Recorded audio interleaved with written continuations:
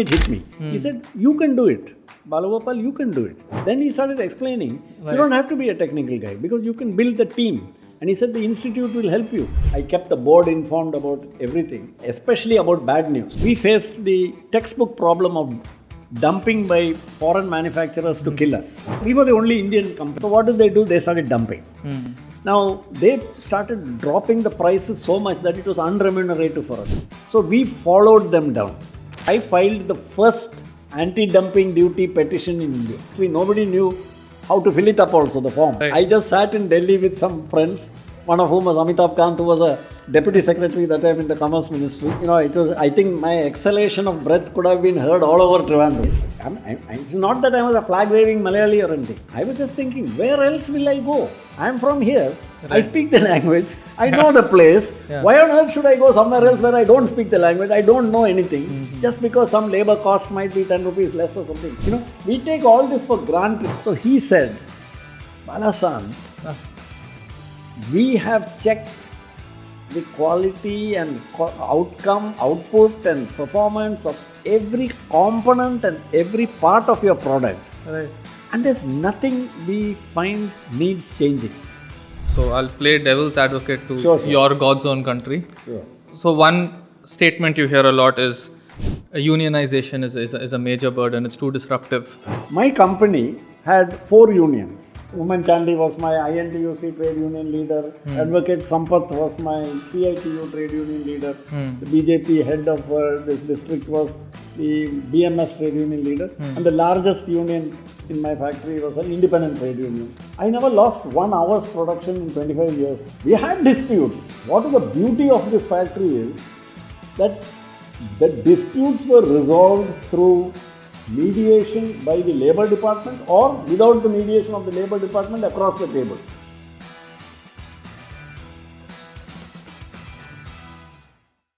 So just imagine that. And I was just sitting back and thinking, and that's all I thought. I didn't think I'm going to make a lot of money. In fact, I never thought about money at that stage. Right. I had a fairly comfortable life. I grew up, I went to a good school, I went to a good college. I got scholarships all the way thanks to my this thing. That's different. But what I'm saying is I never felt the need for anything in life. So it was not about money. And here it was. So in fact, the fact that I am actually doing a business was something which dawned on me much later. What did you think you were doing? I was thinking I was almost like a project manager. I thought of myself because I had so little money at that time that effectively speaking, by the end of the 2nd or 3rd year of my project with KSIDC, I had run up so heavy losses. My shareholding had shrunk to 10% of the total shareholding. Okay. Because I didn't have money to put in. But we had to fund the losses. Right. And just look at what KSIDC and NRDC and ICICI Venture and all did. They kept putting in money. Okay, they saw something. I don't know why. They just put in money. They believed me. They probably trusted me. I was very transparent. Right. I kept the board informed about everything. Right. Especially about bad news. I used to ensure that at least a quarter in advance, I used to tell them if cash flow is going to get tight, if we are going to have a problem, if some order did not come through, I'll immediately inform the board. So the board finally came to trust me. And I can think of no other explanation why KSIDC and National Research Development Corporation and ICICI Venture should have kept pumping in money into a losing company for 3 to 4 years. 3 or 4 times they pumped in money. That's how my shareholding went down from 37% to 10%. Because I couldn't put in any money. I didn't have money. So that's one of the great... so anyway, so like I said, so the thing was, I felt I was like the project manager of the company. Right. Yeah. And even then I was drawing a very low salary. Not even a fraction of what I would have been drawing if I had continued in the IAS. So as each year is passing, you're giving up more and more equity in the in the company. Exactly. So here's what I find a bit strange is that so far whatever we've talked about, at no point have we talked about entrepreneurship, entrepreneurs being role models, about people leaving anything to start a business. This sounds like very 21st century, where you drop something that has so much certainty in it to move to something which is defined by its uncertainty. So considering that businessman and entrepreneurship is not really mainstream in India at that time, so where did that confidence come from? And you yourself don't seem to be enamored by big business or running a company at that point of time. So how does this, you go from you're a civil servant, you have a conversation at Shri Chitra, then you go to the R&D center, and now suddenly you're ready to give up everything to start an enterprise? So I think one of the things, let's say all ancient philosophical traditions say the greatest thing is to know thyself. And I can't say I know myself. Nobody really, that's the great quest. We all try to. Probably others will be able to observe many things about us much better than we can see it. So, in one of the, you mentioned about the Himalayan trek. The Barasu Pass trek was a very difficult trek. It was, I think, the first time and possibly the last time that a group from the academy was allowed to go on the Barasu trek. We were allowed to go only because of the ignorance of the academy as to how difficult it was. Right. Nobody knew how difficult it was. So 10 of us went on the trek. I was made the group leader by default because nobody wanted the job. Because, the group leader means you're the guy who keeps account of how many potatoes and how many bartans and, the kerosene stove and this and that accounts and all. So that fell on me. But the trek was so bad, so difficult, and we had ITBP instructors who were with us. So when after the third or fourth day, when we were above the, in snow country, in snow line, no contact, no wireless contact, nothing with anybody, and there were blizzards and all that. Couple of my friends, I won't name them, you probably know them. Some of them, they said they saw a side of me which they never suspected because they thought I'm a nice guy.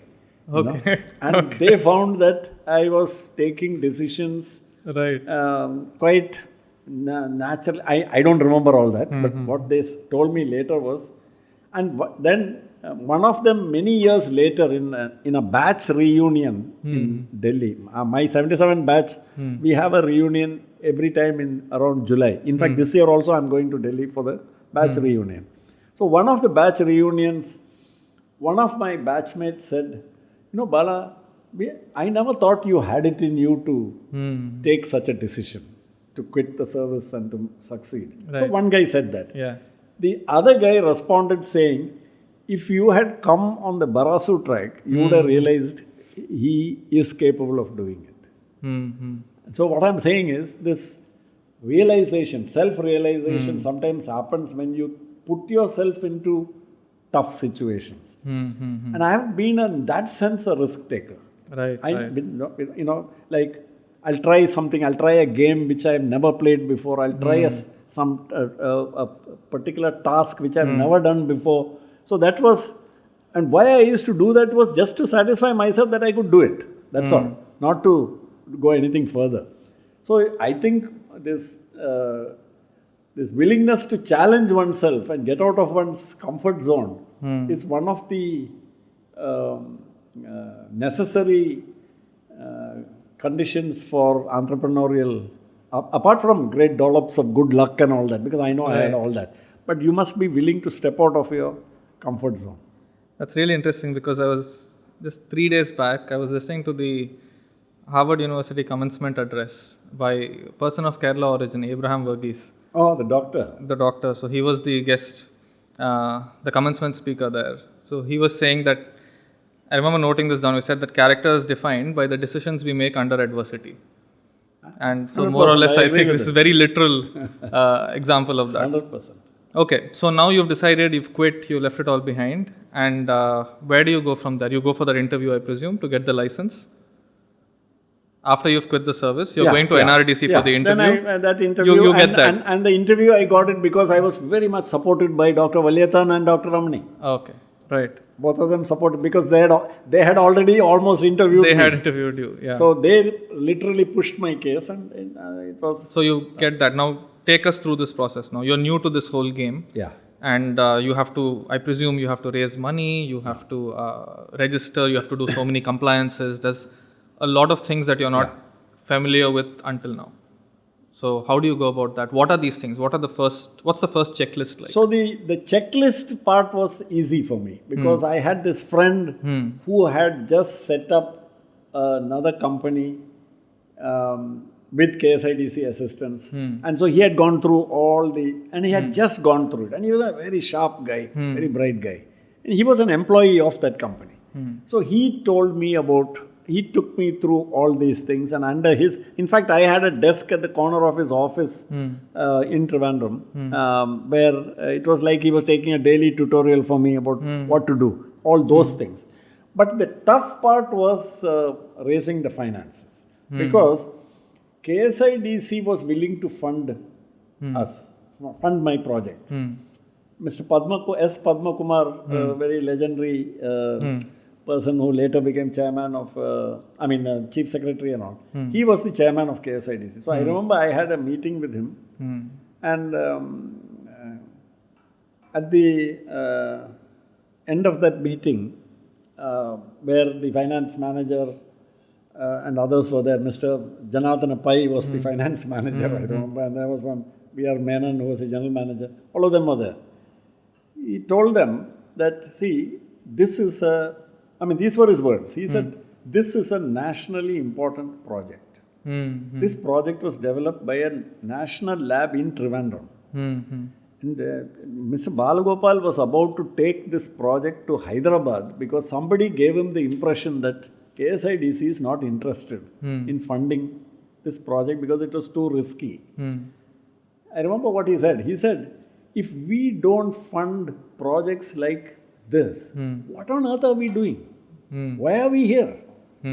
Why does the state need us? You only need banks then. So he said, so we have to find a way to support his project. You look at his project report, rehash it, rewrite it, see that it comes such that we can take it to the board and approve it. These are the instructions of the chairman to the team. To the team at KSIDC. So I sat with the team for about 1 week. Right. Day and night, literally. Okay. And I rewrote my entire project report. Because everything was wrong. I mean, all the IRR, the RO, I'm hearing all these terms for the first time. You know, the debt service coverage ratio, every number. So I reworked everything so that everything would turn out to be something which KSIDC could approve. Right. Now, so my point is, there was a big lesson there. So and that taught me a lot of things, because later on I've been on the board of a bank, I was chairman of a bank, and I've seen how loan underwriting happens. What is the judgment calls which you have to make, and how you cannot take a checkbox approach to to looking at loan proposals which come saying, tick, tick, tick, tick, okay, let's sanction. No, you can't. You still have to make a judgment call. You have to find out so much about the promoter. You have to see whether the entrepreneur is serious about this. How committed are they? Is there some passion behind this? Or what is this? Yeah. So, I think I learned a lot about those things. So, one example I'll give you. Say, how creative we get when we are desperate. So, KSIDC, with all this, KSIDC said, okay, fine, we'll sanction, we'll give you a loan. But we need process guarantees, because we are not a risk capital thing. We have to get the money back. So Chitra Tirunal Institute has to guarantee the process.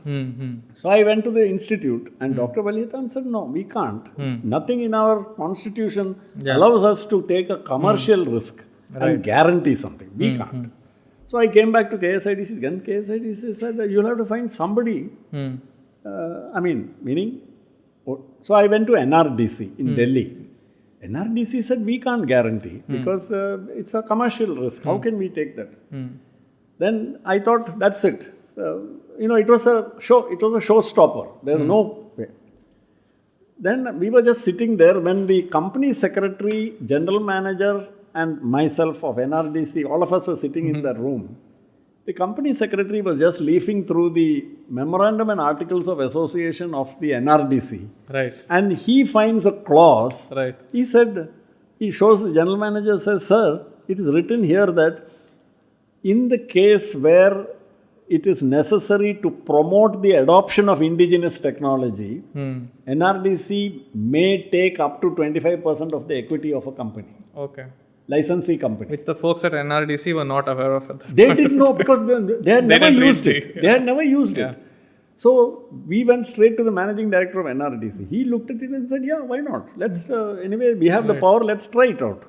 So they gave me a letter. I came back to KSIDC and I said, if NRDC takes 25% of the equity of my company, will you give me the loan? KSIDC said, sure. Right. If they are willing to put in the money, why should we say no? Right. So we'll sign. Right. So that's how I was able to raise money. How much was this money that you raised? See, the project cost was about 1.3 crores, Okay. 130 lakhs, 135 lakhs. How much were you worth at that So point? I If you had to put a number to it at that point of time, I'll tell you. See, so the debt equity ratio those days was 2:1. Right. So that means we had to raise equity. Yeah. And we had very interesting ways of calculating debt equity ratio. My project was eligible for IDBI seed capital, Okay. which was 15 lakhs. First time I think project got full 15 lakhs was my project. Okay.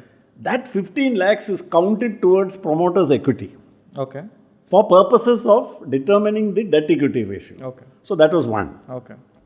Then the second thing was we were eligible for central investment subsidy of some 10 lakhs. That is also counted towards Promoter's equity. So promoter's equity. So if effectively we had the equity was reduced to 37.5 lakhs for a project of 135 lakhs. So it was so that it would come to 2:1 debt equity. Right. So ours was a joint sector project. There was a thing called joint sector. So 37.5 lakhs, 25% NRDC took. Yeah. The balance of that was shared between KSIDC and me. That was our shareholding Okay. with which we started. Okay. So you put this thing together, and what are you making now? What's the next step? The money has been raised. What's next? So we had to now implement the factory. So the basic know-how documents were given by Chitra Tirunal Institute, which was just a fairly good set of documents, but it was in retrospect very rudimentary. We had to do a lot of work. And we got hold of a very good architect from Chennai who used to design special purpose industrial buildings.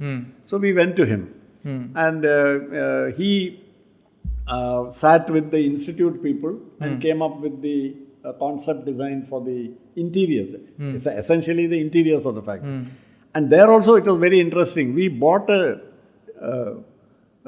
disused film studio in Velapilshala and we converted the studio floor into the factory. Okay. Because I hunted all over Trivandrum district for suitable land and I couldn't find it. I remember KSIDC was helping me at that time. Right. We just couldn't find land. We find good land, there's no 11 kV line nearby. We find good land with the 11 kV line, there's no road nearby. No water pipe connection nearby. All sorts of things like that. Right. So finally we bought this Uma Art Studio, it was called, a famous studio by a famous film actor called Madhu. So we bought part of his studio. Right. And we converted the studio floor into the factory. Okay. So today it's a much bigger factory, but it is at the site of what was once one of the famous film studios of Kerala. Right. And now you're employing people. This is a manufacturing. We started off with a small team. Right. We recruited about 25 people and we sent them to, while the factory was being constructed, they were sent to Chitra Tirunal Institute and we leased part of their premises to put up a pilot plant there. At the premises? At the premises of Chitra Institute. See, the institute really bent over backwards to help us. Okay. I mean, that's the untold story about how much they did to see that the project, because it was like, for them it was a prestige issue. This had to succeed. Their engineers were working with us. On their payroll, they were working with us. Right. And they gave us people even on deputation after that original work arrangement ended. So we started with 25 people. We commissioned the plant. Immediately ran into quality problems. After first 6 months production, What are you making first? We are making blood bags. You're starting with blood bags. Blood bags, straight away blood. Because our only product was blood bags. Right. So we were the only blood bag. One second. Were blood bags the conversation you had with this person back in that day? He was talking about blood bags. About blood bags. Because that was the know-how ready for transfer. Okay. There were other know-hows which were on the anvil, but not yet ready. Right. So I didn't choose blood bags. It was the only one available. I took it. They chose you. They chose me. So you start making blood bags. You run into compliance and safety, hygiene. Big problems. And we had to recall the first entire 3-4 months production which we sent out. We recalled it. Not because we were forced to by any regulator or any compliance requirement. We recalled it because we were following the strictest standards in the world, which are the UK DHSS standards. It was self-imposed. Okay. The institute recommended, saying that if you want to make this product, don't go with Indian standards because they set the bar too low and you will send all kinds of junk out. Okay. You set the bar very high and life will be difficult for you, but eventually it will help you. And they were absolutely right. So my recommendation to most people is, don't treat compliance as a nuisance. It's the greatest way to challenge yourself to meet the toughest standards and which will help you when the chips are down. And that's what happened for us.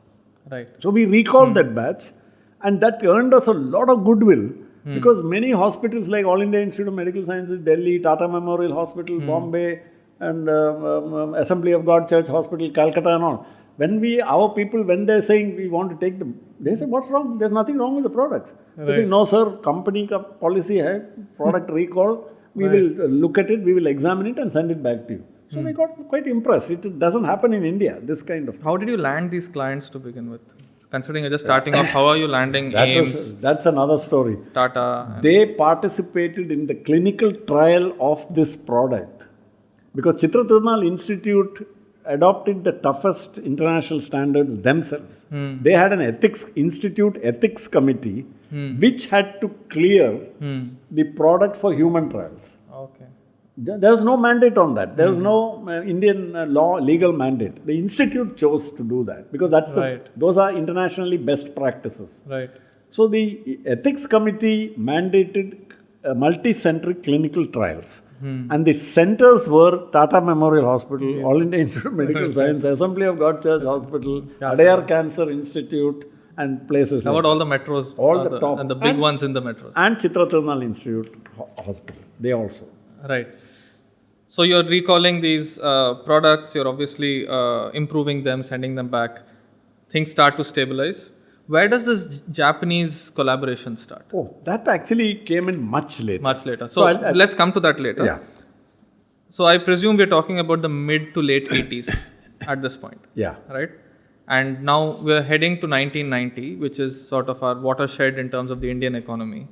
What is it like running a business in the late 80s, transitioning into the early 90s? Good. Now, this moment, I believe, is going to have the largest impact on the private sector since independent India. A set of government rules coming in, which are going to change the way business is done, access to capital and all of that. So what is that like? So actually before that, I'll just tell you about just leading up to the reform, 1991. Just before that, we faced the textbook problem of dumping by foreign manufacturers to kill us. Okay. Because we were the only Indian company and there were only 5 or 6 players worldwide. Right. So I think their lobby felt that we were a threat, and so the thing to do was to harm us. So what did they do? They started dumping.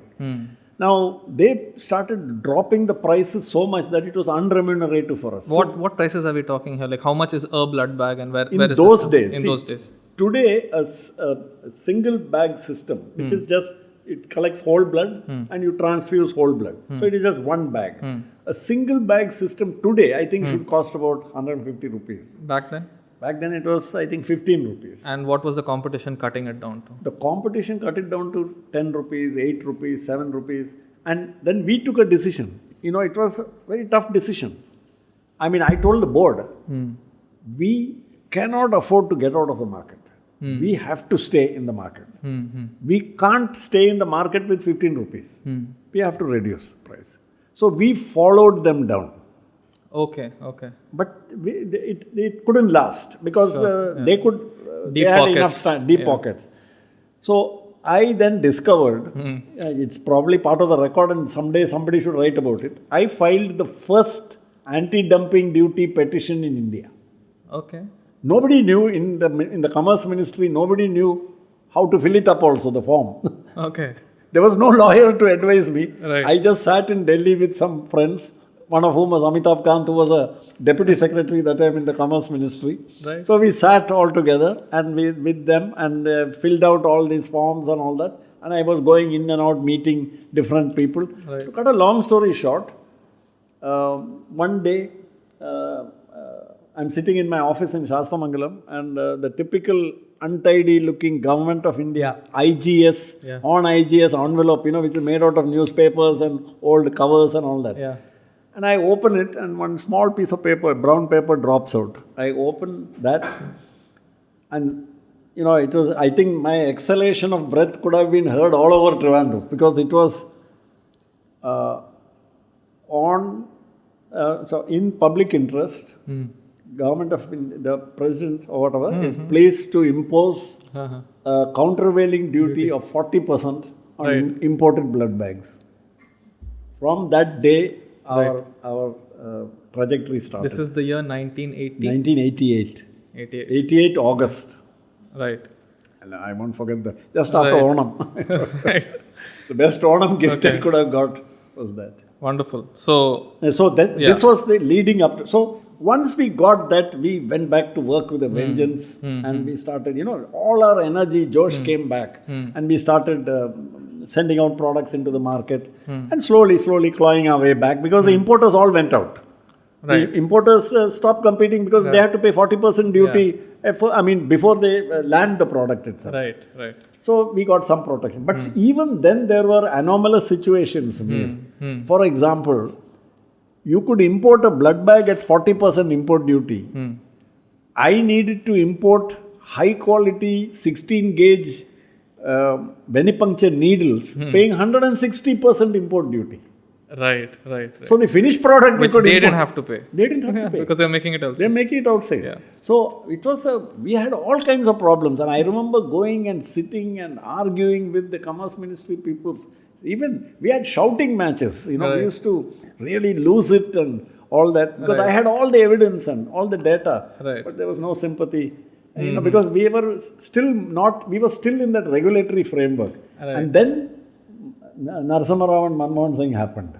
Then 91 happened. Okay. Now I come to this question about how the Japanese came in. Yeah. Now suddenly what happened was we got information from my sources in Delhi that Terumo and Baxter, who were the world giants in this field, had got FIPB approval for 100% owned blood bag manufacturing plants in India.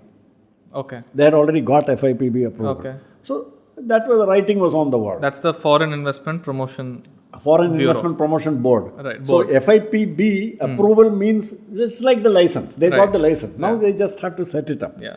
So what did I do? Like they say, if you can't fight them, join them. Okay. So I straight away started talking to Baxter.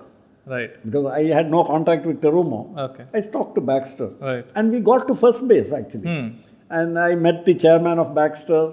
And then I had talks with the top team. They came to Trivandrum. They did the due diligence. They were very impressed at what they saw.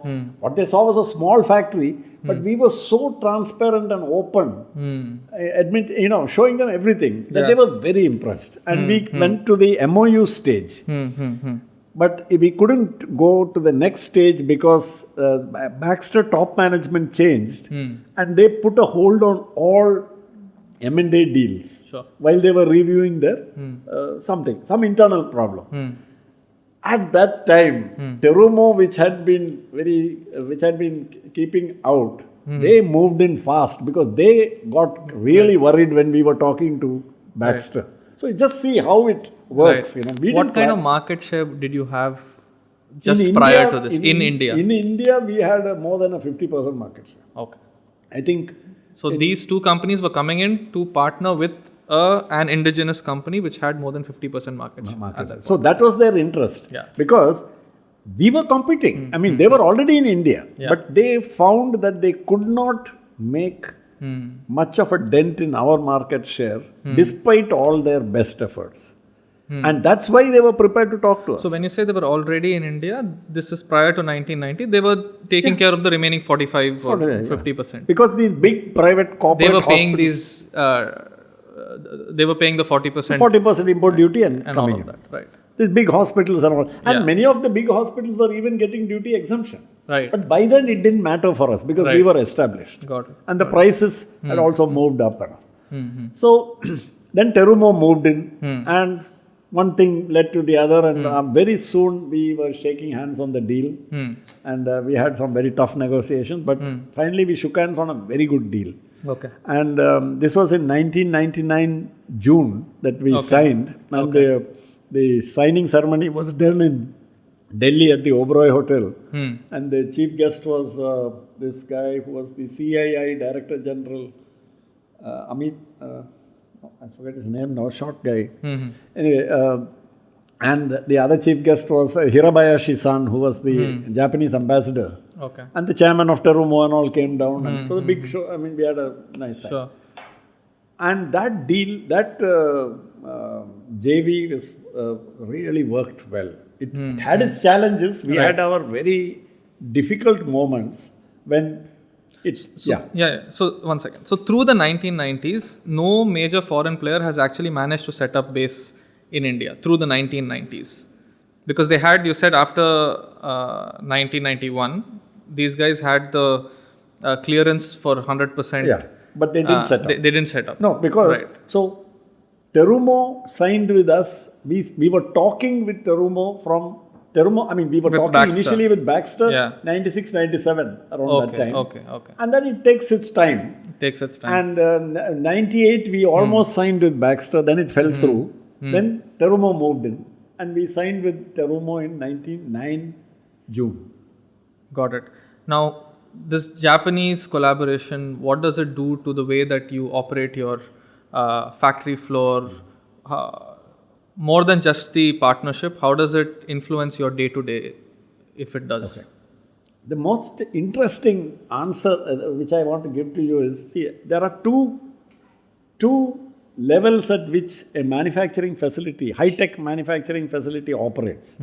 One is the technology in terms of the processes, the equipment, the design and all that. That is the engineering part. And the other is the work culture and the work practices. Now, what is interesting is, what everybody expected is that the Japanese will come in and throw out all our equipment, because that's what they usually do. They'll say, look here, this is all rubbish and we are bringing in the best manufacturing equipment in the world. Best, because Japanese processes were the best in the world at that time, in any field. I'm talking about the 1980s. So after they moved in, 6 months passed and they were not touching our manufacturing process. So I was curious. I was wondering, what is happening? Are they not serious about this, or are they not committed to us? I was sort of worried. Okay. So I called the quality. I mean, there were 6 senior people who were located in Trivandrum. There was no place for them to stay because the only hotel was South Park. So we booked one full floor of South Park Hotel, which was called the Japanese floor. Only for them. In fact, they had a separate kitchen and all there. We negotiated all that with South Park. So I talked to the senior quality guy and said, why is it that you have not changed anything? Right. So he said, Bala-san, we have checked the quality and outcome, output and performance of every component and every part of your product. Right. And there's nothing we find needs changing. So we are wondering, you have such a cost-effective manufacturing facility here. Right. Why? So, that American saying, if it ain't broke, don't fix it. Yeah. They said, why should we change anything here? Your plant is working beautifully. Right. So we'll just do, they said, selective upgrading as we go along. We'll find, say, the filling operation. So let's make it a little smoother, a little more aseptic, a little more automated, and a little more precise. So they will bring a Japanese equipment just for that. Some other equipment, they'll say, okay, let's do a pick and place mechanism so that we reduce one handling there. So they will have some pneumatic pads or something which will do that. Somewhere else they will say something else. So small things. But the line was basically ours. Right. So even now what I'm proudest about, Mayor, about our achievement. One of the things I'm very proud about is that Indian technology, which nobody talks about, especially manufacturing technology, where we have not distinguished ourselves. Here is a success story, and the ultimate tribute came when Terumo years later wanted to set up another world scale plant like ours in Ho Chi Minh City. They took our technology and not the Japanese technology. Wow. They asked our engineers to go and design and install the plant in Ho Chi Minh City. So the plant which is working in Vietnam is an Indian plant. Fascinating. Who gets the credit for this? Because so far the players that I can see, one is obviously the guys who've done the R&D, which is Shri Tirunal. Then there is you, your team. There is funders obviously don't feature in this particular aspect of things. So this sort of expertise which could hold up to the highest standards under a forensic examination, where do you think that came from? The credit must go to the team in the plant, because see, production. There is production is it's almost like a mysterious process, and I say that there is a black art element to manufacturing. Everything cannot be reduced to SOPs. So which is why they say you get the best SOPs from the best German companies or Japanese companies. Your quality outcomes are never as good as theirs. Why? Because there is some part of the art which is what they call the black art, which comes from skill. Right. Which comes from that, that experienced foreman who will just walk past the line and say, "Wo theek nahi hai, wo, turn it up 2 more notches." For no other reason. He knows. But he knows because he has been doing that for 10 years. So he knows if the color changes to amber, that's good or that's not good. No SOP says that. It's very different. So what I'm saying is, the credit must go to the team and the people, that is the workers, the supervisors, the engineers, and the Chitra Tirunal Institute people who we call for troubleshooting once in a while. So they all worked as a team. And I think where management can take, not me, the management of the company can take the credit is, we developed a culture of shop floor level experimentation, saying that if there's a problem and to solve it you have to do an experiment, do it. Don't wait for sanctions, approvals and all. We don't have time. The line is stopped. The problem is there. The clock is ticking. Solve the problem. So they developed a risk-taking culture. And that was not easy to do because it meant sometimes you lose money. But if like they say, the most reliable method known to industry is trial and error. Right. There's no other reliable method.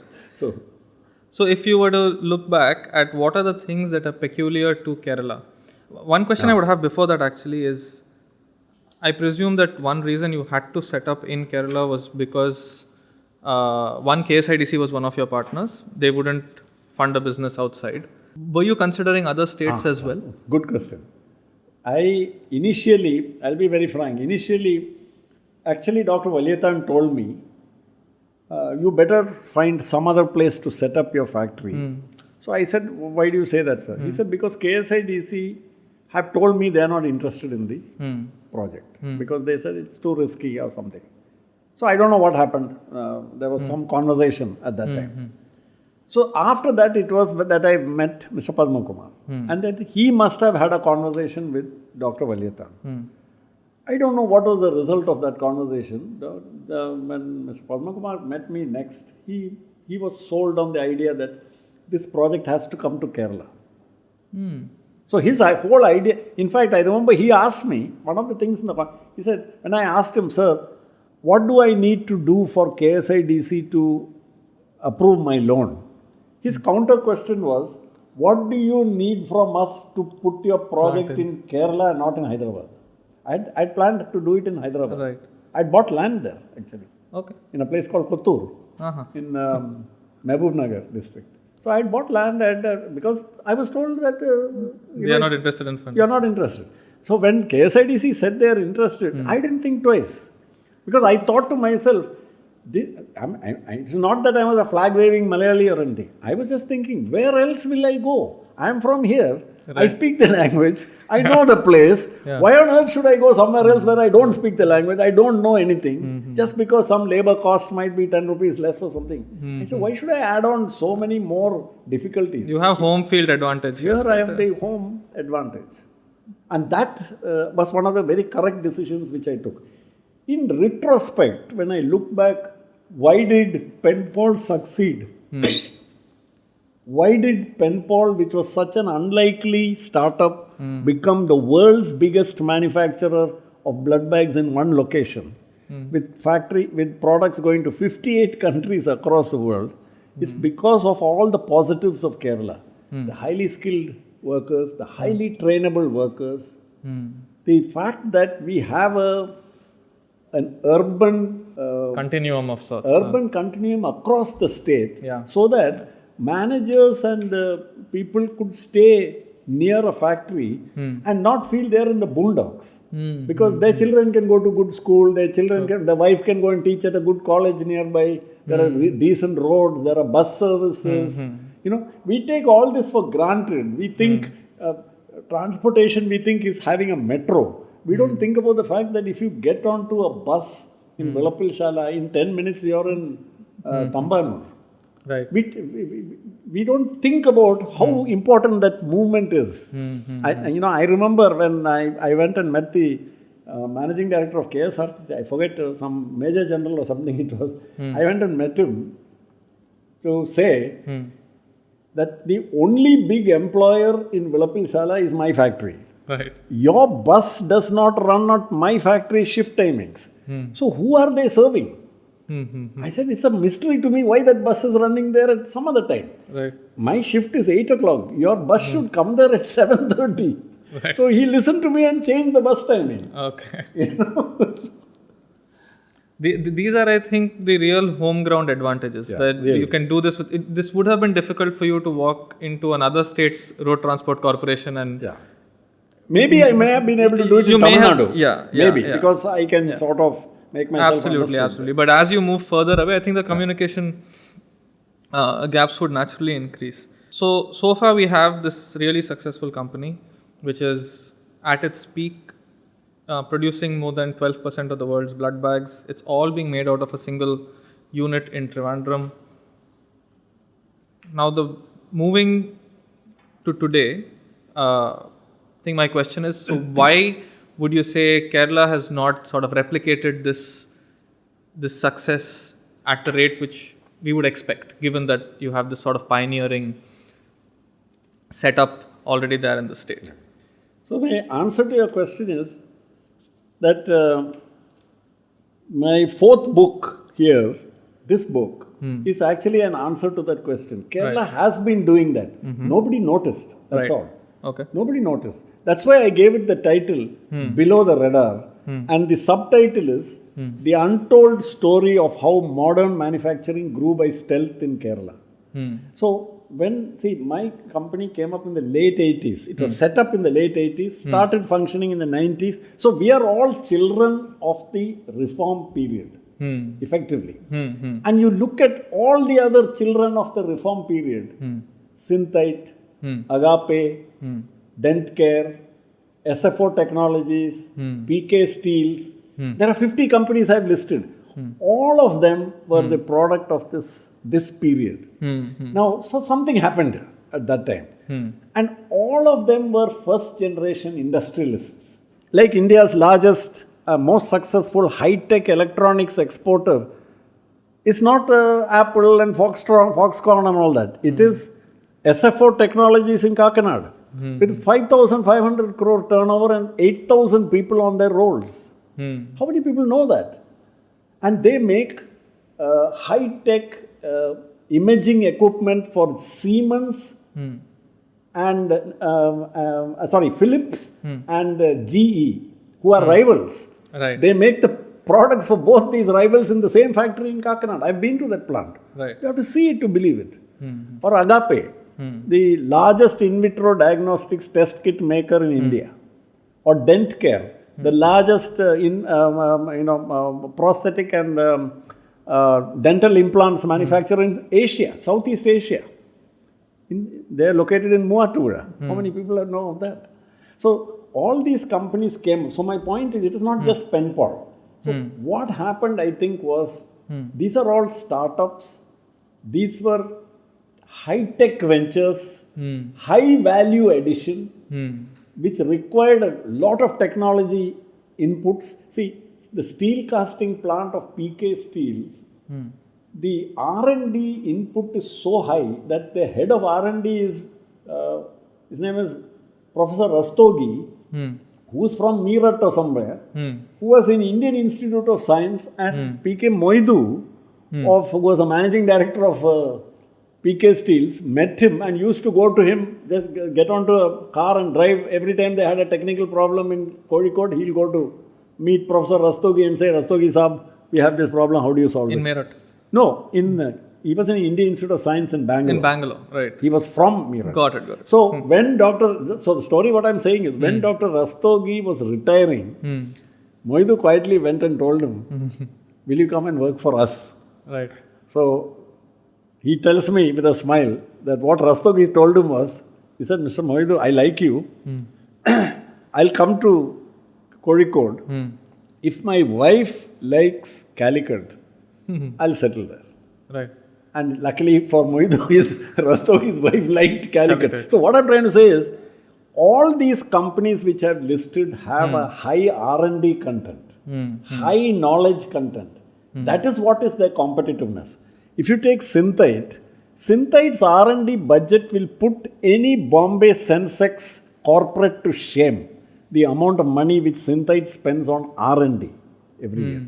People don't know about it because they don't talk about it. They don't tom-tom it. Their competitiveness, their oleoresins, their flavors, extracts they have a 30% global market share only because of their knowledge-intensive content. That's the success of these new gen manufacturers in Kerala. And that's why very few of them have failed.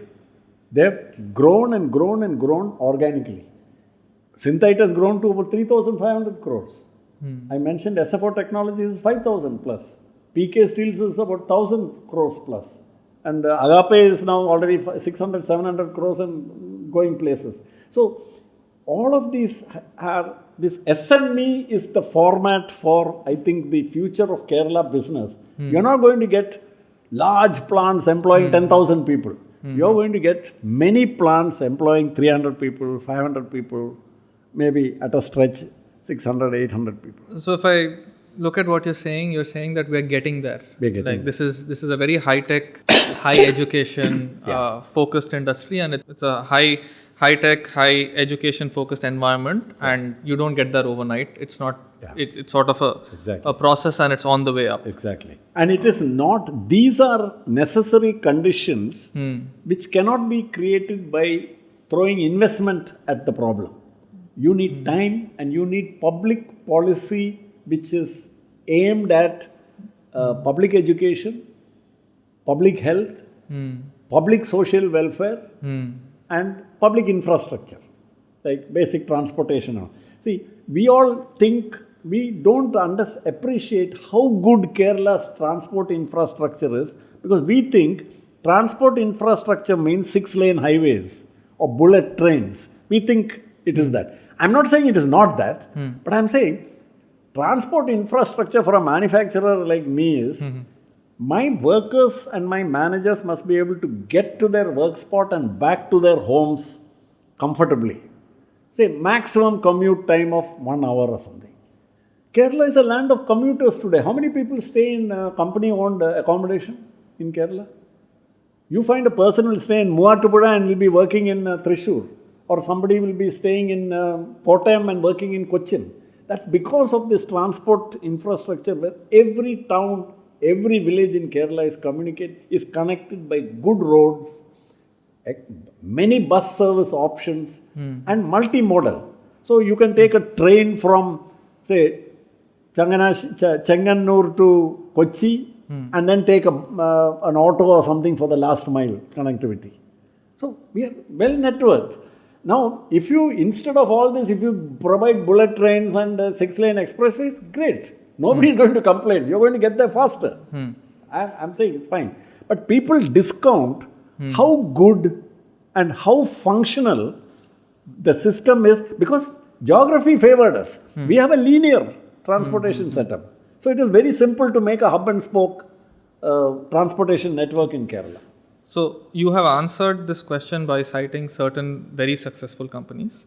I'm just going to push back on that a little bit and say that despite all of that, wouldn't it be fair to say that this evidence is largely anecdotal, and the most qualified people in Kerala usually do migrate? They are working out of the professionals who grow up here. They are a very large number of them are working out of Bangalore, Chennai, Hyderabad, the Gulf, the West. So if Kerala has this space where high tech, high education, intense industry is able to thrive, how does that sit with what I just mentioned about talent moving out? You're absolutely right about this. In the phase when this migration happened, when maximum amount of this migration happened, all these industries which I'm talking to you about as a post late 1980s or 1990 post syndrome, phenomena. Before that, we did not have all this. So what happened? Anybody with a postgraduate qualification in science or in engineering, with an engineering, if they wanted a job, they had to go outside Kerala, because those jobs were not available within Kerala. And they went outside Kerala. And there were so many of them. In fact, the public sector giants of the first 20 years after independence, every one of them has large housing colonies which have at least 4 Malayali associations each. Like the joke is that if you have 10 Malayalis, you will find 15 associations there. So why all this happened was because these qualified people were not getting jobs here. Now a very interesting thing is happening. And this started happening from 70s, 80s onwards. In the 70s, the Achyuta Menon government, actually I consider that to be the kind of the watershed when purposeful public policy started making an impact on the industrial scenario of Kerala. The Achyuta Menon, as the Chief Minister, this is anecdotal evidence. His main advisors were Dr. K.N. Raj and P.K. Gopalakrishna, who was the planning secretary. He asked them, how do we industrialize this state? Because we can't rely on agriculture. And services and all will take, services, there was no conversation about it yet. So he said, how do we get industry here? We don't have raw materials, we don't have anything. They prepared a blueprint saying, electronics is the way to go. And then he said, okay, now how do we do it? He said, we'll have to find the right guy. And they found KPP Nambiar, who came and set up Keltron. And the whole thing was, the Keltron vision of it was a decentralized, dispersed electronics manufacturing facility. Now people say, I think when many of the criticisms of Keltron is based on ignorance. The KPP Nambiar's idea was not to make one efficient TV set manufacturer or one efficient some semiconductor manufacturer or some PCB manufacturer. His idea was to build an industrial ecosystem in a state which had no industrial ecosystem. So what did he do? He set up some 15 plants small plant in, Kulattur, some plant in Arur, some plant in some Parapanangadi, some plant in some other place. And each of them were employing about 100, 200 people. Now, who were they employing? They were employing qualified electronics engineers, electrical engineers, mechanical engineers, tool makers, etc. in each of these. So, over a period of 2-3 years, Keltron created a network of factories across the country, across the state, which required qualified people to go and work there. So, you take a place like Mangatu Paramba in Kannur district. There was no industry there. Now suddenly there is a Keltron rectifiers plant or something there. So, which requires 150 people who now punch in. There is a siren in the morning. The place which had no industrial culture starts getting an industrial culture. Now, if this had been, and here I think a lot of it is also caused by subsequent the anti-incumbency politics of Kerala. So, you find one formation is succeeded by another formation which discards a lot of the good things which are being done by the previous one. And this anti-incumbency thing led to the neglect of Keltron, and which is one of the saddest things which has happened. But I'm glad to hear that the Keltron is making its way back, because many people had already written off that company, and I've heard very derogatory things said that, oh, Keltron is just because of they're living off all kinds of funny grandmothering arrangements and grandfathering, stepmotherly arrangements. But actually, today, Keltron, a significant part of its 1,000 crore turnover comes from defense sector. What many people don't know is Keltron's supply of advanced electronic subcomponents forms the heart of a lot of the defense systems of the Indian Navy, Indian Air Force and the Indian Army. So, Keltron has reinvented itself. And you couldn't have done that if you didn't have some basic. So, in my opinion, the 80s and 90s started creating job opportunities here. Now, Achyuth didn't stop there. He also created what was called the Kerala Council for Science, Technology and Environment network of labs. The Center for Earth Science Studies, Center for Water Resources Development and Management, Forest Research Institute, Peachy, Chitra Tirunal Institute, and some 3-4 more. These top-class national level labs were set up across the state, which now meant jobs for people with MTechs, MScs, PhDs were available in Kerala. Whereas previously they had to go to Tamil Nadu or Chennai or Madurai and all that, or Hyderabad for jobs. They could get the jobs here. So, I think this migration thing started plateauing off and started declining. And today I know for a fact, because I make it my business to go to research programs happening in any college. Wherever I hear about it, I go there. Okay. I have gone to Klapana, to the Amrita Vishwa Vidyapeetham, to participate in a science conclave which they held, where 500 scientists, scientific researchers from that 2,200 teachers of the Amrita Vishwa Vidyapeetham, working in 8 campuses, are selected by the Nature Citation Index score for participation in the conclave. Can you imagine that? They are not selected by, whose student you are or whose nephew you are or anything. They are selected by the Nature Citation Index. Similarly, you take a college which very few people would have heard about, the Adi Shankara College of Science and Technology or Engineering and Technology in Kaladi. They are one of the big centers for research on nanotechnology. They hold international, they have invited me to come and see their work. I am looking forward to going there and learning good things. QSAT and MGU and Kerala University are already doing very good work. This KUFOS and the Center for, the Institute for Commercial Fisheries, etc. are doing great work. So my point is, the number of PhDs and research scholars and interns working on research programs within Kerala now. So a nice ecosystem is growing that if somebody comes into the marine technology industry, you can get people locally with PhDs who have experience. You're coming into the biomedical technology industry, you get people locally. That's what industry wants. Right. That people should be available on call locally.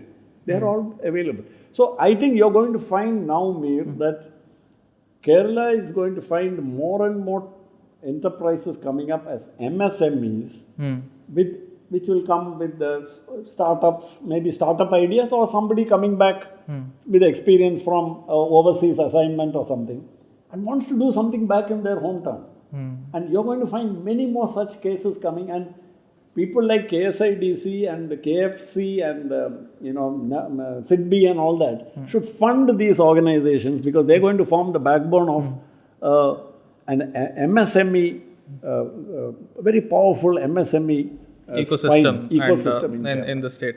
So for the next few minutes, I'm going to throw some commonly known allegations as far as the state is concerned. So I'll play devil's advocate to your God's own country. So one statement you hear a lot is the labor scenario in Kerala is absolutely not conducive to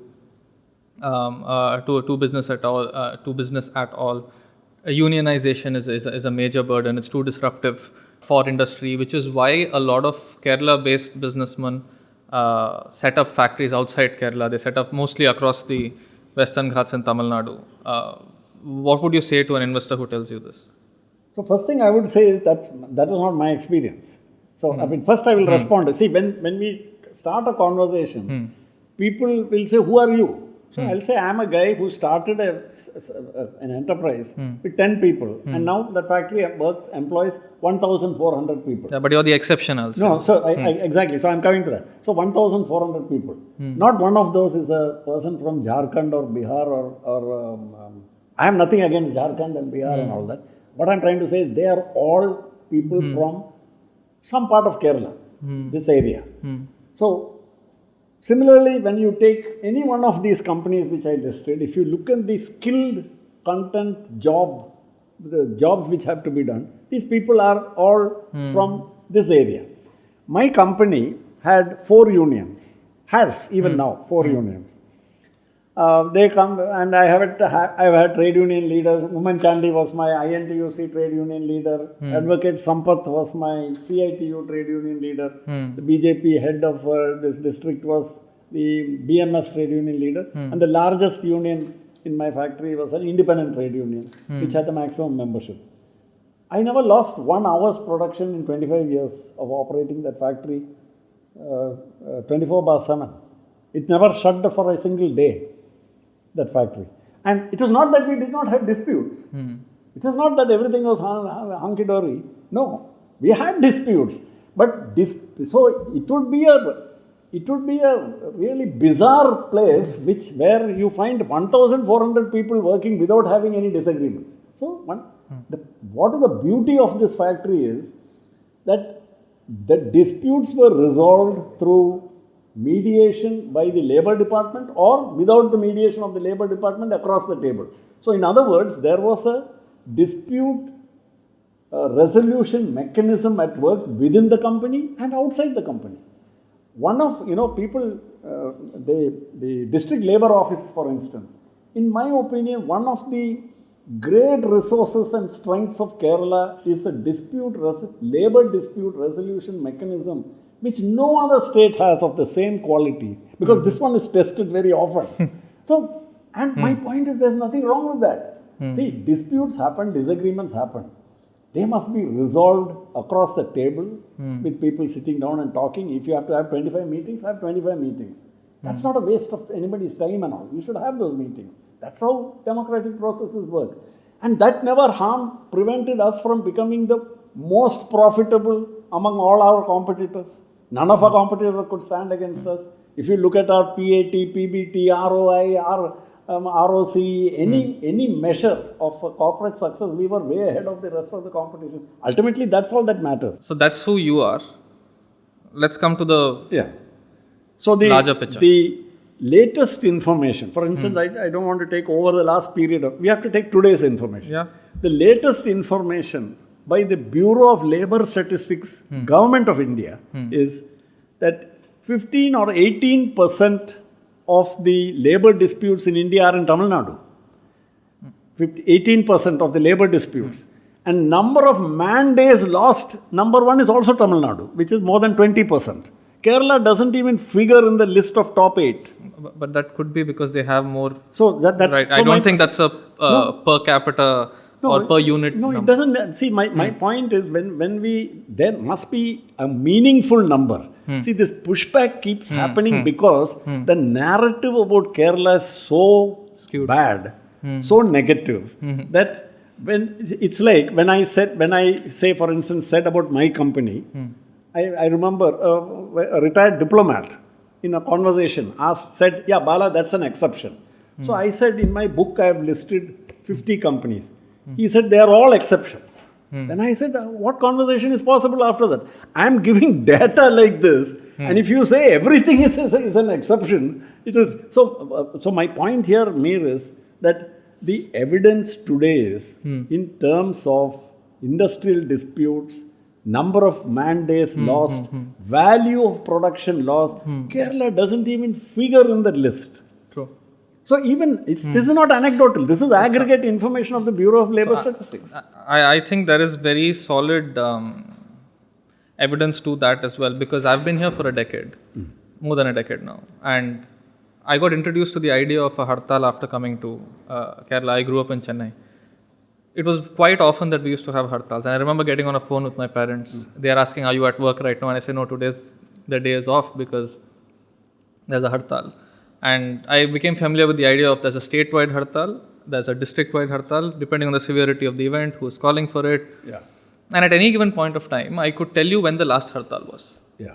But right now, if you ask me, I think if you ask any Malayali, any resident of Kerala today, when was the last hartal? You can't get an answer. So things are changing. I haven't met a single person who can say that this was the... That's right. Because I don't think there's been one for a while now. Oh, that's right.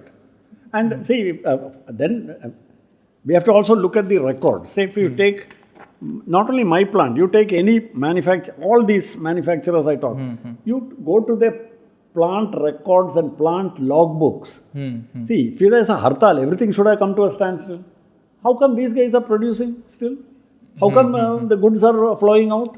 That day maybe a truck will not move out, that's all. But there's no production loss. So my point is, industry in an organic manner, like water flowing around an obstacle, will find a way around all these local issues. See, that's why I find it very difficult to respond to somebody who says, see, I will never set up my plant in a place where there are hartals, attimari, no kuguli. I'll say, yeah, good. So go to some place where there is no hartal, this thing. But there are a lot of smart people who are doing business here, despite hartal, despite no kuguli, despite this thing. So my point is, why should we go to the wall over something which doesn't matter for us? In my company, for instance, we load today, I think, 2 to 4 containers a week. Now, I don't think the containers are loaded in the factory, so trucks are loaded because the roads do not permit 40-foot container trucks to come there. So they would have to go to Cochin or Tuticorin to load. Now, hopefully, with Vidinyam up, I hope we have some container freight stations which will be able to load that. Now, we have an arrangement with the local headload workers society or whoever it is. They come, so many people show up, they load, they unload. I think it's a great arrangement because I don't have these people as a permanent overhead on my head. I don't have to pay them all the company benefits. I just pay them a piece rate. Why should I complain? I am very happy with that arrangement. Right. They quietly come, do their work and quietly go. And this is what happens in most of these other factories. So, why is it so important for me that those 10 people I nominate, which is something which I have not been able to understand about business folks, what gives them this despotic kind of delusions that you must appoint whoever you choose? Why? Why can't you take anybody who comes along and work with them? People are doing it all the time and doing pretty well for themselves. So I think the industrial climate is changed. The data supports it. Let's also just come to one interesting other piece of information, Mir. There was a narrative about Kerala deindustrializing. It was in the 70s and 80s. It was a correct narrative. Industries were shutting down. Which were these industries? It was the cashew industry, the coir industry, the basic spices industry, that is cleaning of spices, packing pepper into sacks and sending it out, things like that. BD industry maybe. So those were shutting down or migrating out of the state. Why? They were low value adding industries which were sensitive to wage rates. Now, wage rates in Kerala started rising for a completely different reason. That was one of the consequences of, economists have established, consequences of inward remittances to what they call the Dutch disease syndrome. Because of this independent huge flow of foreign remittances coming in, the non-tradable sector like construction, services, etc. in Kerala boomed. And when they boomed, the wages went up. When the wages in the non-tradable sector went up, the wages in the tradable sector, which is manufacturing, also had to go up. When the wages in the tradable sector went up, cashew declined, coir declined, spices, all these non-value added spices, even seafood, just freezing seafood, all that declined and migrated out of Kerala. That is a natural global phenomenon. It is not peculiar to Kerala. The garment industry's migration all over the world will prove that to you.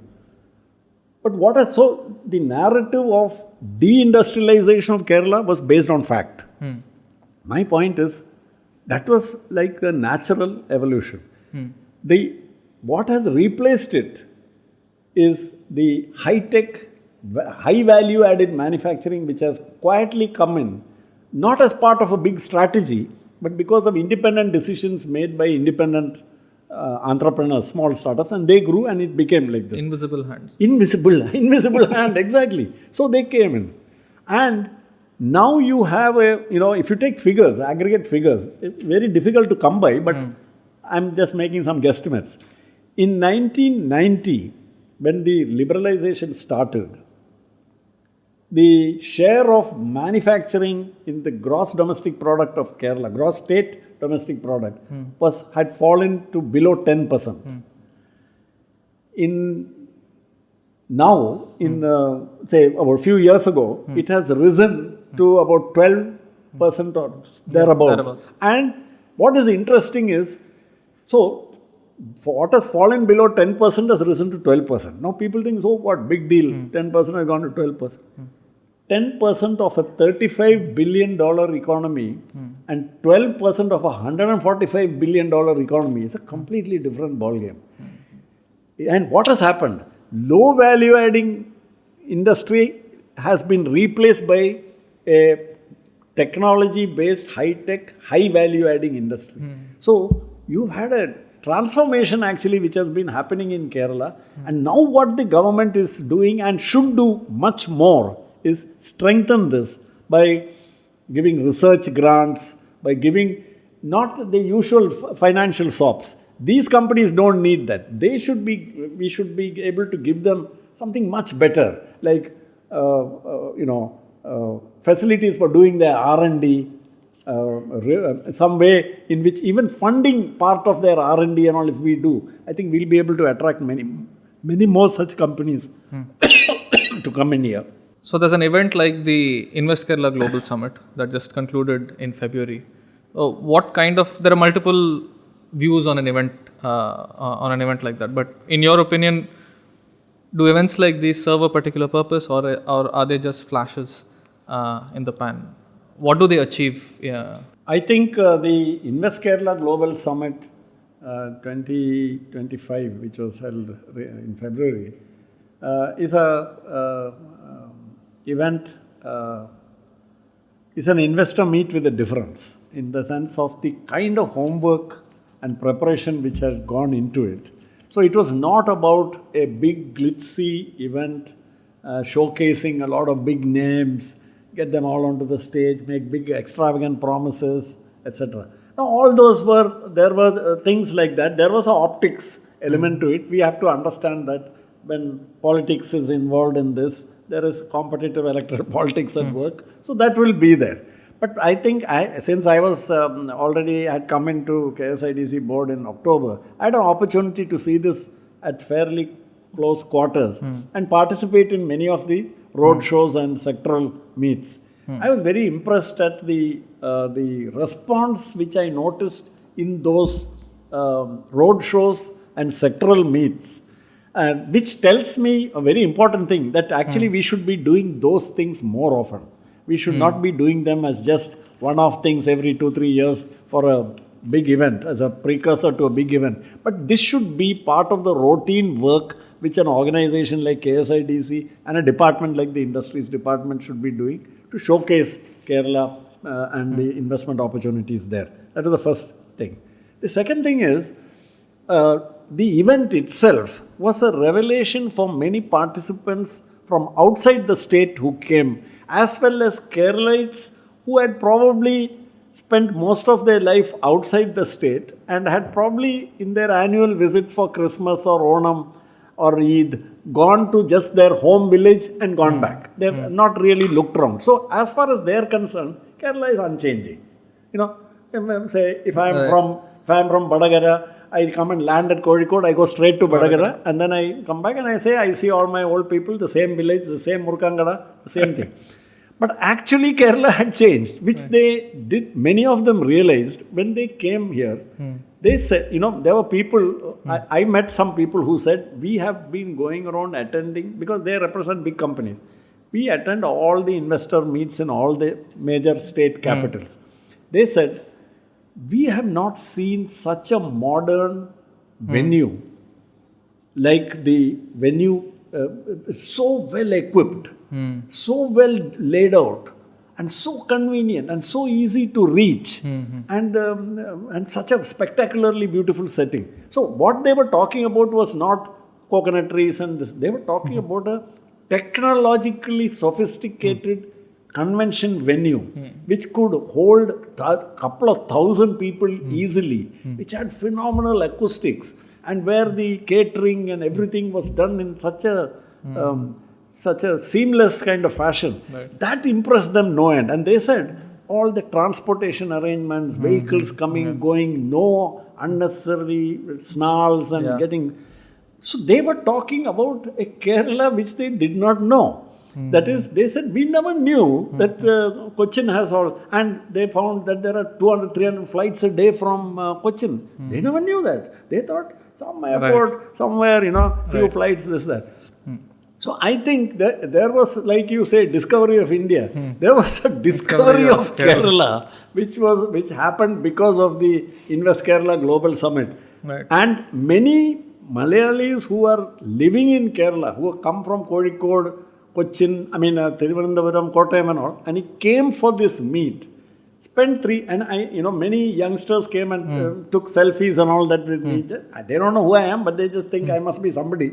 I think you're being very modest. No, because of my white hair. One person specifically asked me to meet you, and I think a lot of people here, they see you as a role model for a change. That's interesting. So I think this kind of discovery of the fact that the state had changed. So that doesn't surprise me. Let me just give you an anecdote. A few days ago, I read a post in the LinkedIn by Shiv Kumar. Now, I had heard his name. I know he's a corporate honcho. I know he was head of Google and head of PepsiCo and head of some very, very big companies. He's gone the usual Ivy League route of IIT, IIM and all that. He's done very well for himself. He wrote this post about saying he was coming to Cochin after a long gap. And he has just written, it's all bullet points. He said, and he's taken a few pictures. He said, Cochin, he said, I looked at the shops, I look at the services being offered, tattoo parlors, you can get your nails done somewhere, and then this and that. And then the kind of eating places, the restaurants, the shops, all well stocked with the latest stuff. And then he says, Cochin, per capita GDP, $10,000 US. That's the per capita GDP of the Cochin city. And when Shiv Kumar says it, at least some people will accept it. If the Industries Department of Kerala says it, maybe people will say, that's all propaganda. But this is Shiv Kumar saying it.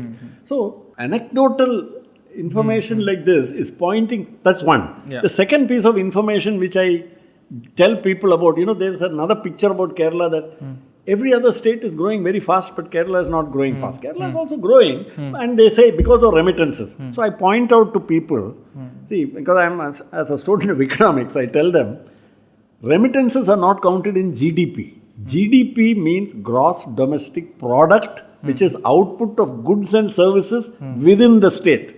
Remittances were not produced within the state, they are sent in from outside the state. So they don't affect the GDP figure. So if the per capita GDP of Kerala is very high, it's not because of remittances, number one. Number two, I tell them, you say nothing changes in Kerala, but the Kerala economy's growth is one of the stories of post-reform India, which, why should a Maharashtrian or a Tamil newspaper or a Telugu newspaper write about Kerala? They'll write about their own.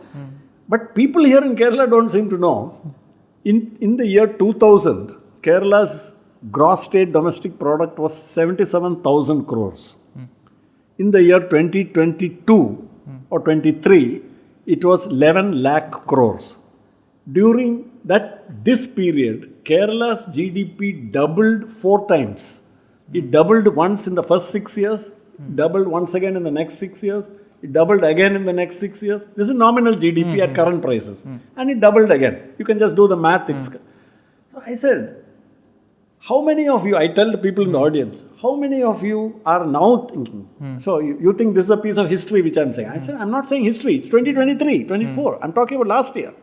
Now, how many of you are prepared for the fact that in the next 6 years, Kerala's GDP, gross state domestic product, is going to double again, which means 11 lakh crore is going to become 22 lakh crore. Have you thought about your business? Are you getting ready for another Kerala? Great point for the last lap. There was this moment where I said a lot of people look up to you. You've been this unofficial self-appointed ambassador of industry in Kerala. Now you're an appointed ambassador now.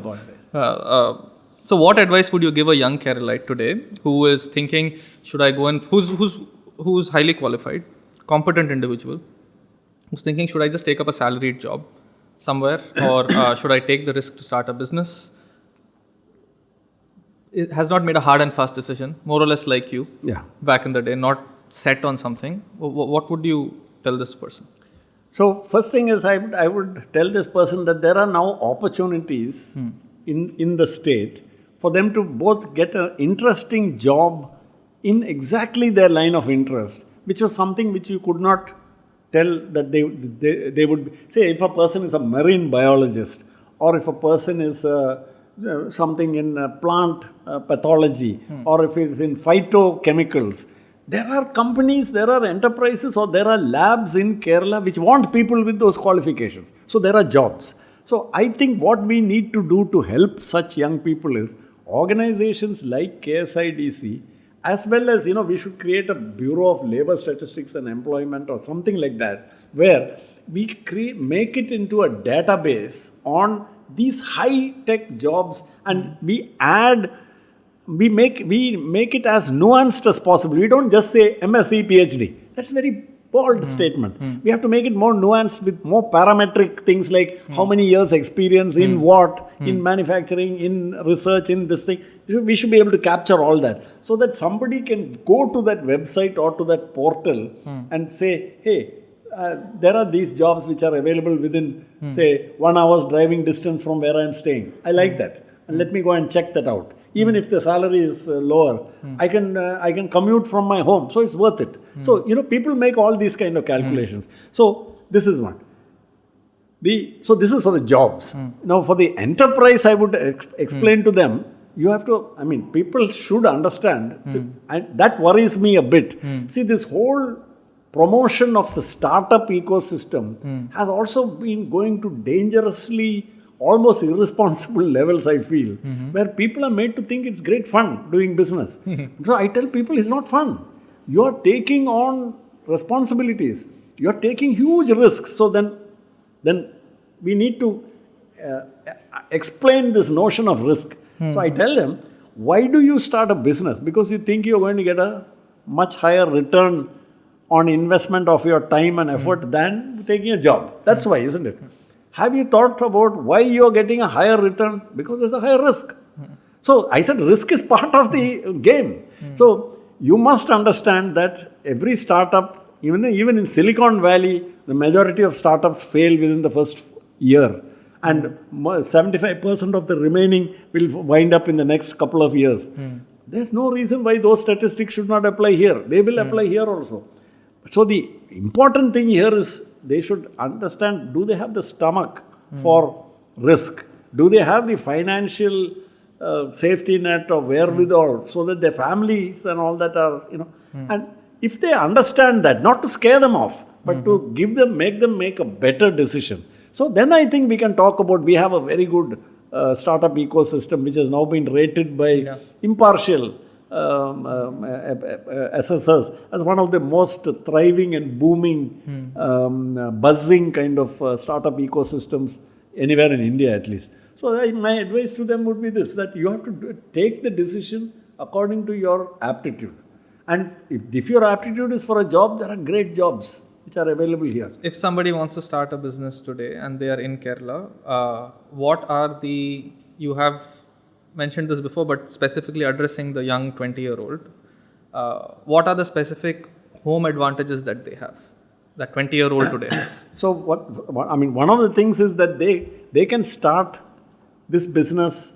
See, wherever they are located in Kerala, they can start the business. Now, we can't say that about most states. Okay. In most states, there are certain hubs where you can start it, which have very good ecosystems. Kerala is what's called a rural continuum. For 500 kilometers long and 50 kilometers wide, 34 million people, evenly distributed. At last count, in the last census, 7 cities of 1.5 million population, evenly distributed. 4 international airports, 2 major seaports, a north-south rail line with hub and spoke model connecting.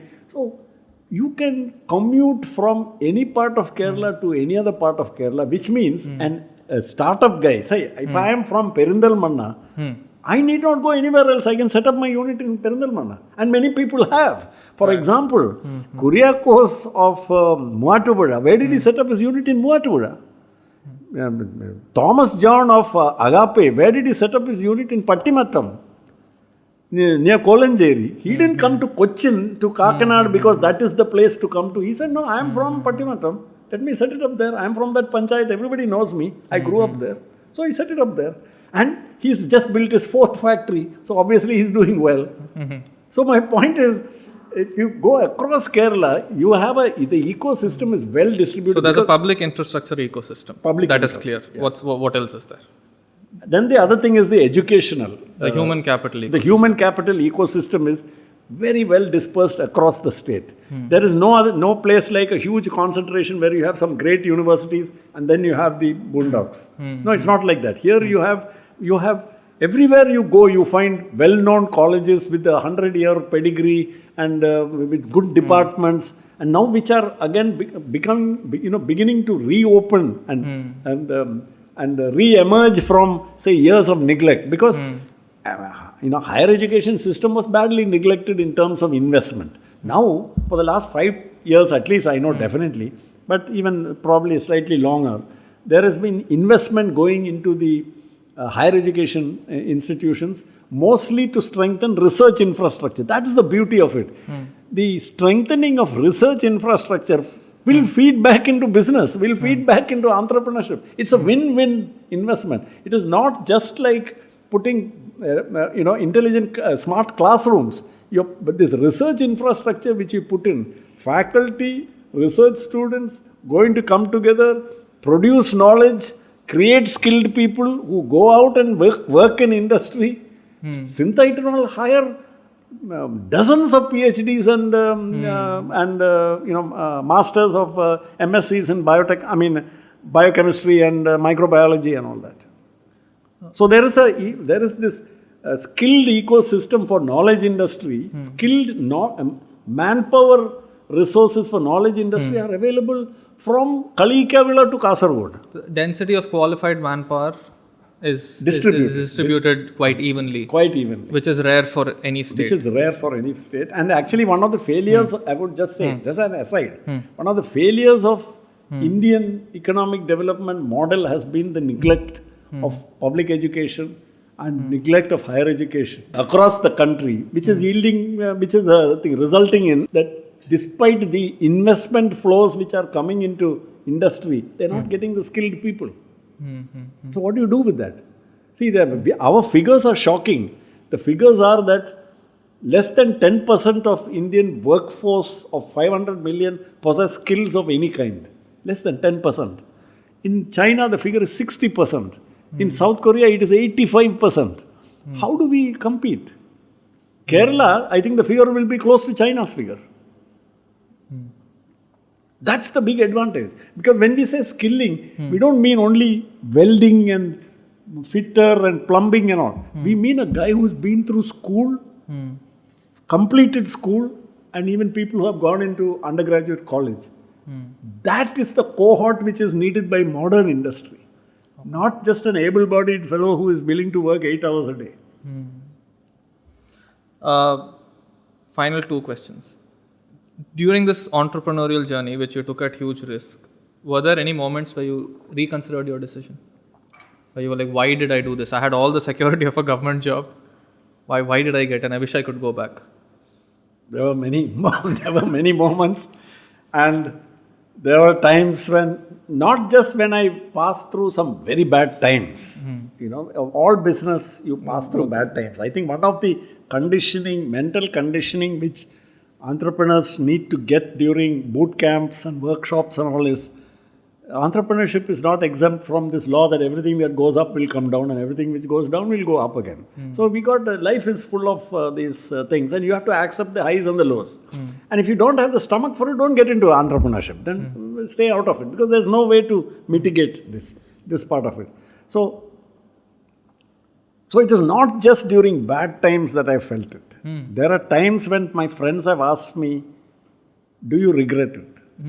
And there are times I have said, yes. Because, they ask me, not that way, I don't regret it in that sense. They ask me, Bala, if you had your time all over again, would you do the same?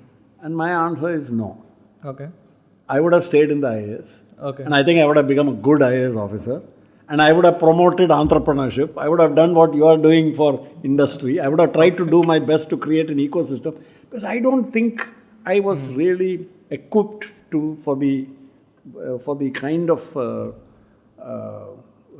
life of an entrepreneur. I don't think I was equipped. It was a leap in the dark. And then some people ask me, the next question is, then why did you continue? Yeah, for that long. In Malayalam, you say, Pulivalu bidichu, You're stuck. You have to. So if you're catching a tiger by the tail, what do? You hang on for dear life because you can't let go. Isn't it? So you hang on. And then you see through to the end. So many times, the energy which you get is partly from a sense of purpose. Knowing this is what I want to do. But also it's partly from, there's no going back. You burnt your boats. You can't go back. There's only one way is to go forward. So IAS is one thing you can't go back. You can't go back. That door closes forever. So I'm just giving you an honest answer. Yeah. Because after all this, now I am 72 years old. Yeah. And when I reflect on all this and I think about this, I think it was really amazing, exhilarating, but I wouldn't do it again. You don't want to be, I think young IAS officers will relate to this, which is that you don't want to be a group leader on a trek forever. On the Himalayan trek. That's exactly. By the way, the academy took a lot of feedback on that, and now they've come up with the concept of a rotating group leader. Very good. So that one person does not become the victim of everything. Final question. If you were a 20-year-old in today, knowing all you know, we are just reversing the clock. You're 20-year-old today in Kerala. You're not a newbie. Okay. Knowing all you know, physically you're back at 20. Today. At this moment, 2025. What would you be doing? And if you had to get into the field of business, and what areas would you be exploring? I would follow my aptitude and ability. And what I know of myself when I was young at that time was I could draw. And I was creative. In college, I used to design posters for the drama group and dramatic theatre and all that. I used to do all those kind of things. So I think I would be probably doing something in graphic arts or virtual reality or using all these kind of techniques. My son, for example, he went and trained in filmmaking in New York Film Academy, and he writes graphic novels and he does graphic arts and all that. So I think I would probably be doing that because I know I would be very happy if I could do something. If you had to get into business, if that was something that, if you had to start a business today, what sectors would you be knocking the doors off? See, the great opportunities today, now because of the benefit of what I know, are for Kerala are medical devices, food processing, that is very high-end food additives, food processing. And in the healthcare sector, I would say things like nutraceuticals, phytochemicals, nutraceuticals, and not the regular pharmaceutical thing for which we don't have the base, for which Hyderabad and places like that are better suited. But we have with our biodiversity and the Ayurveda tradition and all, which we have here, as well as the modern biotech capabilities in all the QSAT and various other labs, nutraceuticals and this, that is OTC, over-the-counter products, which is the fastest growing segment, in the US. In the pharmaceutical, in the healthcare segment, the fastest growing segment is nutraceuticals. These are supplements. Supplements. So Kerala has a tremendous opportunity for things like that. Probably get into something. I would probably get into medical devices because I know the field. And I know there are so many products which they can do, which nobody is doing even today. Let's say there's a young man or woman who wants to look at getting into this nutraceutical field, right? They have very little knowledge, but they know that this is an area with full potential. They have business acumen, not necessarily technical knowledge. Like, what would the first 2-3 things they do? What should the first 2-3 steps be? So here is where we need a kind of like what Tamil Nadu has, we have to have a guidance bureau. We need, and where the capabilities are not people who can analyze a balance sheet and all, not that.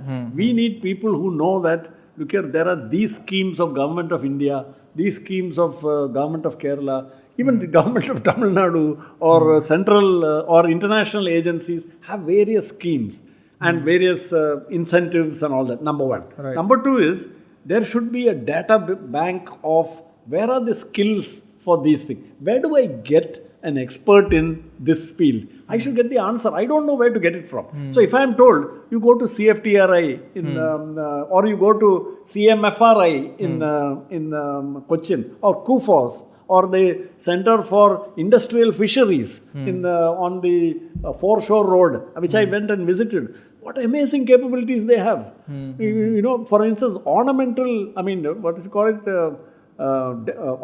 fish. It's a huge business, and Kerala has all the resources here. And there are young people who are setting it up and running 10 crore business in ornamental fish.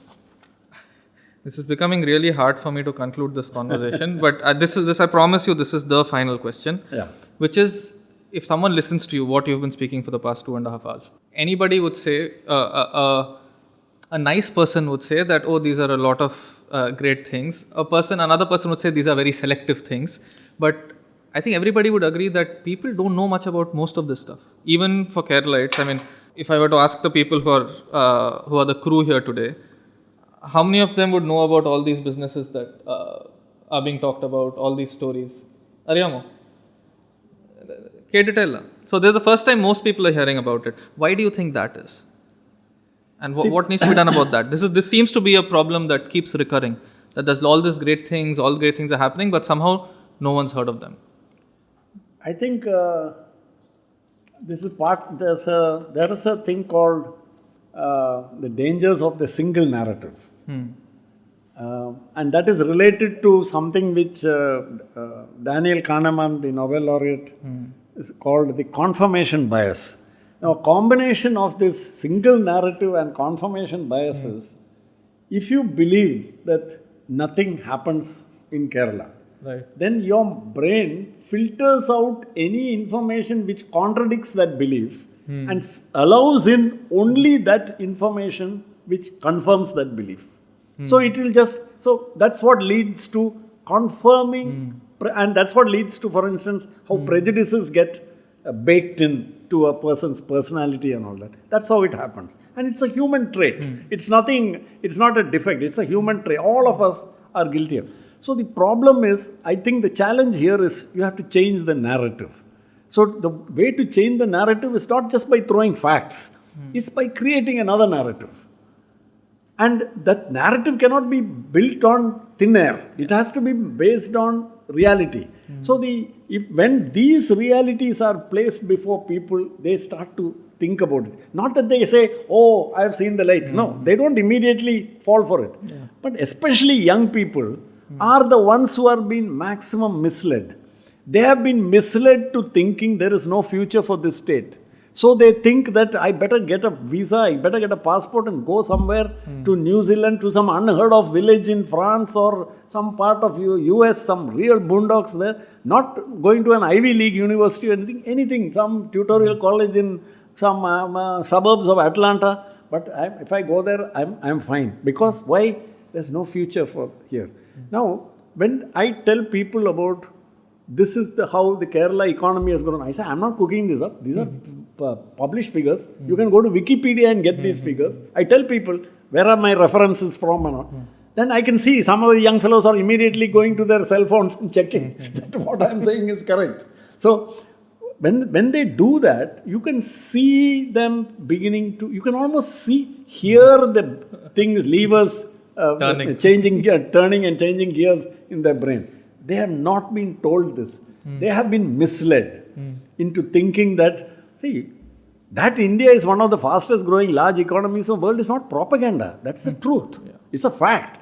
That the entire West is almost at the verge of recession is the truth. Two successive quarters of negative growth or near zero growth is a definition of recession. That's what is happening there. Then how can people here still go rushing for passports, selling their property, taking bank loans and all that and going there? Because they've been fed a wrong narrative, a very damaging narrative. And now what is happening is there are now reports coming in the media about reverse flow happening. Not a flood, a slow trickle is coming back. The people very shamefacedly and with great reluctance, people are coming back after saying, we failed. Whatever, we went there, the dream was just a dream. Nothing of the sort is happening. And they come back here, they went and wasted a lot of their family's money earning some kind of qualification, which is not going to land them any job because there are no jobs there. See, the competition is so severe now. And the problem in the West is everything is connected. The slowdown in the economy is leading to bad behavior towards immigrants. That's how societies react. It is nothing wrong. We can't blame the American or blame the Austrian. Malayalis will behave like that. If the economy here slows down, we will not like outsiders.